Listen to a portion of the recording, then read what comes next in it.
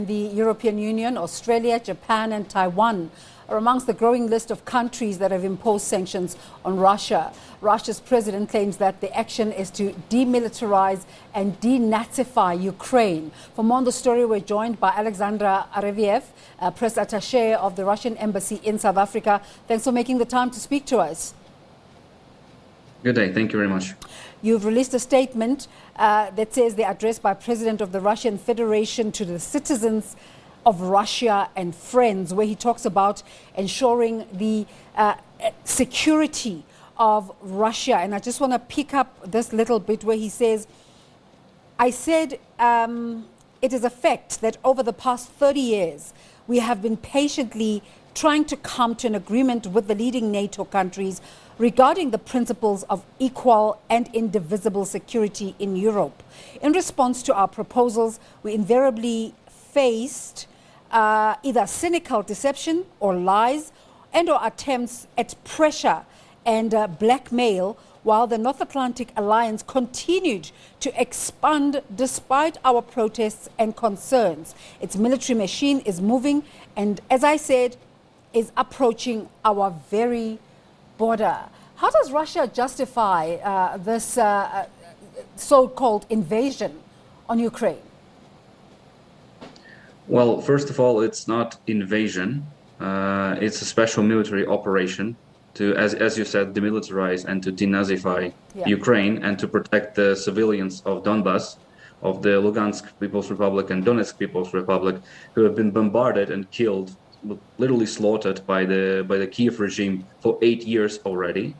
We tried to draw the attention of our European partners and Washington towards this problem, but they didn't seem to find any problem there. Even the German Chancellor Olaf Scholz failed to recognize that there was little genocide in Donbas region taking place. So Lugansk and Donetsk addressed Russia with the desperate cry for help.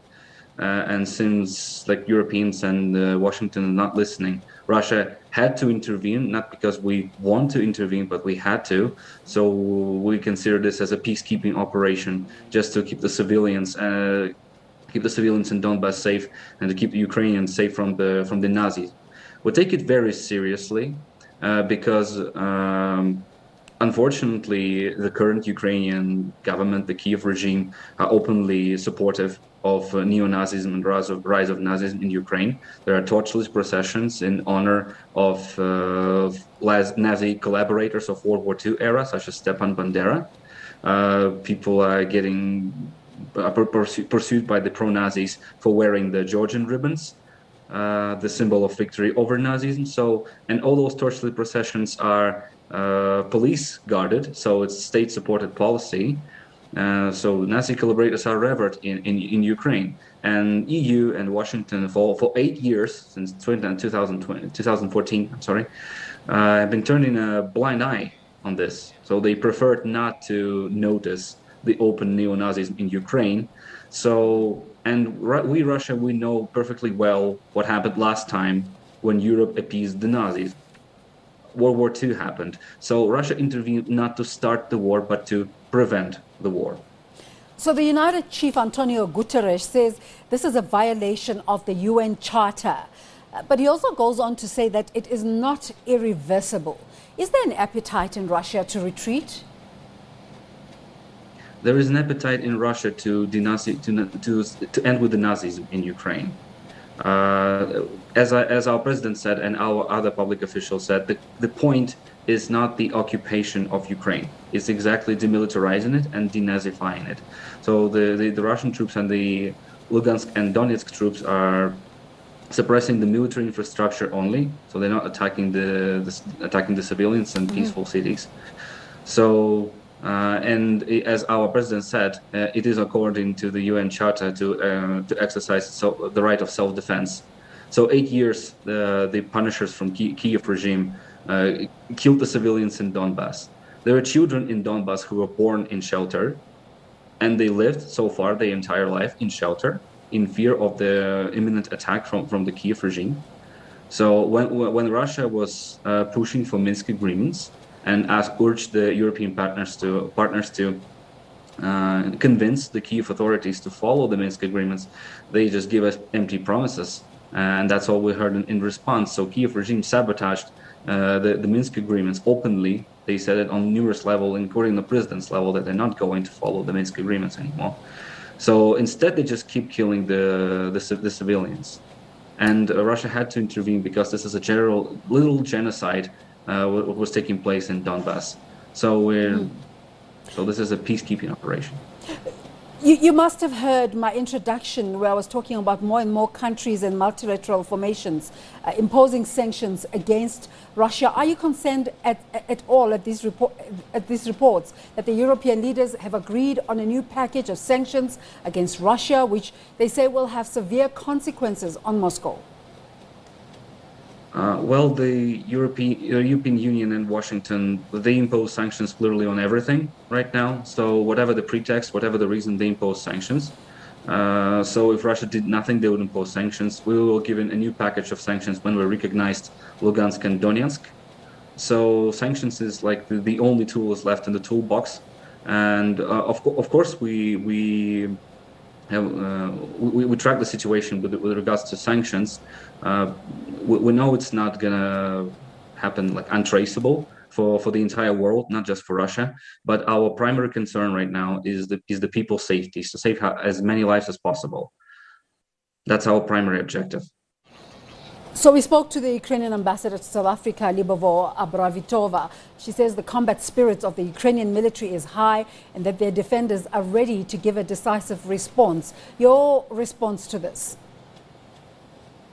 Well, as far as the reports in the Russian media, the Ukrainian soldiers,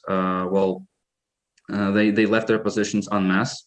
The border guards, moved to the Russian side. Russia does not want any casualties, and as far as this, as soon as it's over, it's better. Well, I can't speak on behalf of Ukraine, but our objective is clear: is to de-Nazify it and to demilitarize it, to stop the violence, to stop the bloodshed, and to prevent a greater war in Europe. So Bramitova also called on democratic countries, including South Africa, to impose sanctions on Russia. If this happens, what will that mean for SA-Russia relations? Well, I'm not in a position to comment on South Africa's behalf. Well, I can say that Russia is not imposing anything on anyone, and we believe that the sovereign states can decide their future and their decisions, make their decisions on their own. So Russia is not imposing anything. It's a choice of every sovereign state. We can just deliver the rationale behind our position. It's up to South African government, which is democratically elected by South African people, to decide how to react to this or that international arena. So I cannot speak on behalf of South Africa, but we respect the sovereign choices. Yeah. So where to from here? As that military operation you're talking about continues, are we still giving, are the two countries still giving space for diplomatic efforts? Russia has always pursued the diplomatic path.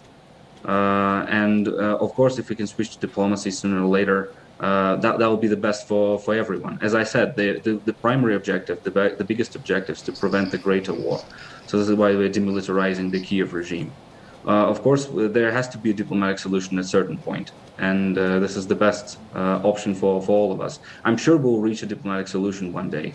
Unfortunately, due to Kiev regime's irresponsible actions and outright slaughter of civilians in Donbass, someone had to do it because, Europeans don't seem to be concerned about this very much, about the killings in Donbass, and so is Washington. So Russia had to intervene in the situation, and of course, I hope this will lay the foundation for the future peace settlement. Diplomacy is always on the table. And that one day you're referring to the whole world hoping that it's any time soon. South African President Cyril Ramaphosa saying that the UN should get involved in this. Do you think this will help? Well, we welcome any involvement as long as it contributes to the peace resolution. So Russia is open for cooperation with everyone who has the idea of how to prevent further violence. So if the UN wants to help, why not? Are you able to tell us if there are any plans to attack again soon? Come again? The military operation you were referring to, is there any plans for continuation soon? It's still ongoing. Unfortunately, I'm not representative. Well, I'm not just representative of the Ministry of Defense. They are in charge of the operation. Sorry, I cannot give you a comprehensive comment on that. Let's thank you for your time. It's still going. Alexander Arefiev, Press-attache of the Russian Embassy to South Africa. Thank you so much for your time this morning. Thank you. Well, the Ukrainian Minister of Defense, Oleksiy Reznikov, says the Russian military is now moving towards the center of the capital, Kyiv. This comes as the conflict between the two countries intensifies.